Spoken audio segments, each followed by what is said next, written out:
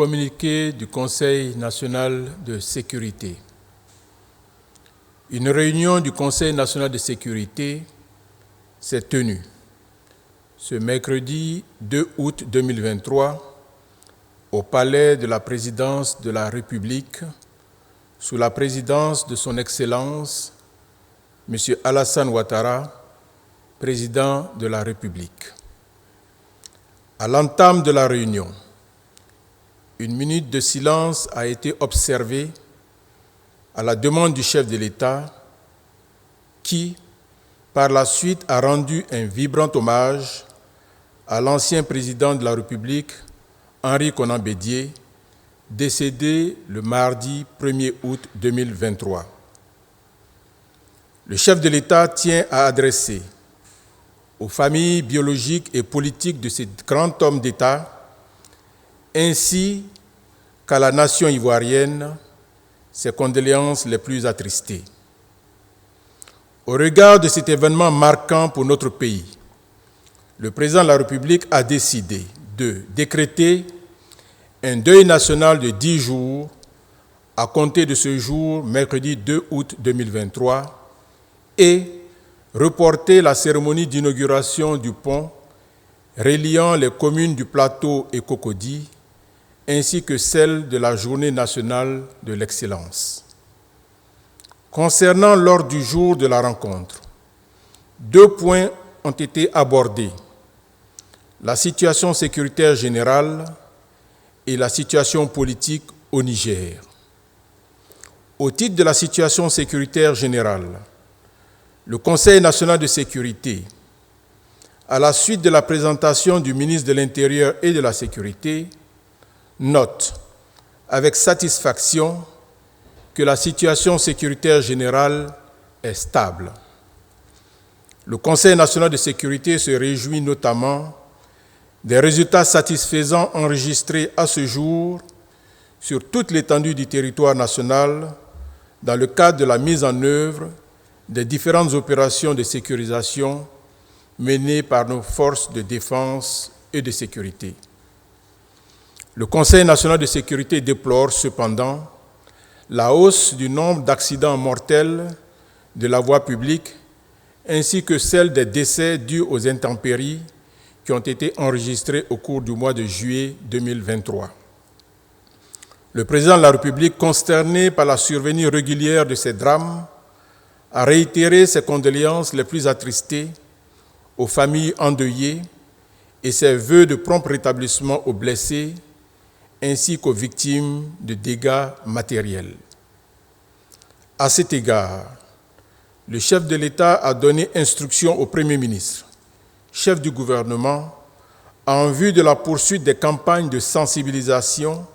à l'attention des populations vivant dans les zones à risque et de l'accélération du processus de libération de ces zones. En dépit de ces situations, le président de la République, satisfait du bilan sécuritaire général, a adressé ses vives félicitations au ministre en charge de la Défense et de la Sécurité, au Grand Commandement et à l'ensemble des acteurs engagés dans la sécurisation de notre pays et la protection des populations vivant en Côte d'Ivoire. Au titre de la situation politique au Niger, le président de la République a informé le Conseil national de sécurité des consultations qu'il a eues avec les chefs d'État de la Communauté économique des États de l'Afrique de l'Ouest, CEDEAO, et de l'Union économique et monétaire ouest-africaine, UEMOA, dès l'annonce de la tentative de coup d'État au Niger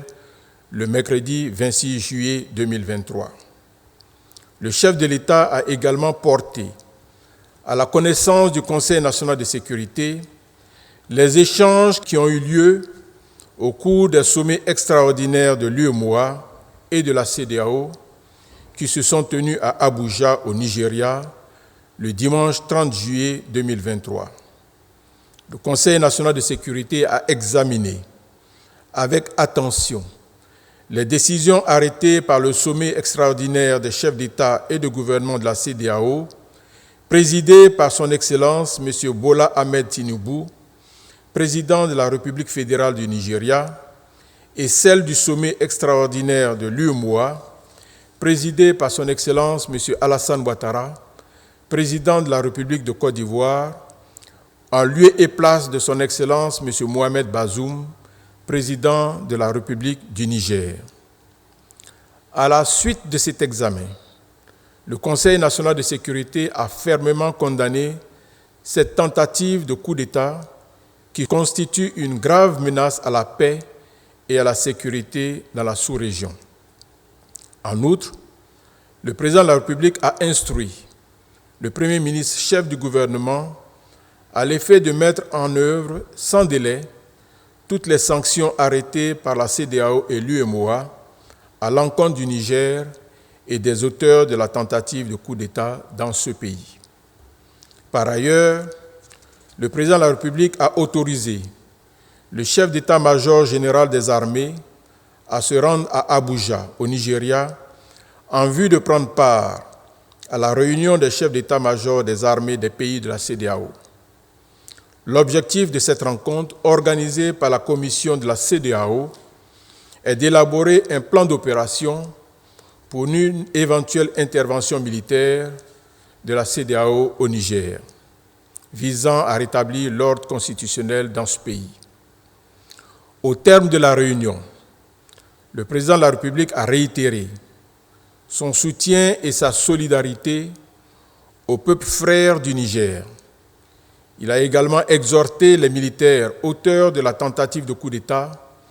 à libérer immédiatement et sans condition le président Mohamed Bazoum, démocratiquement élu, afin de lui permettre d'exercer pleinement et librement ses fonctions de président de la République. Fait à Abidjan le mercredi 2 août 2023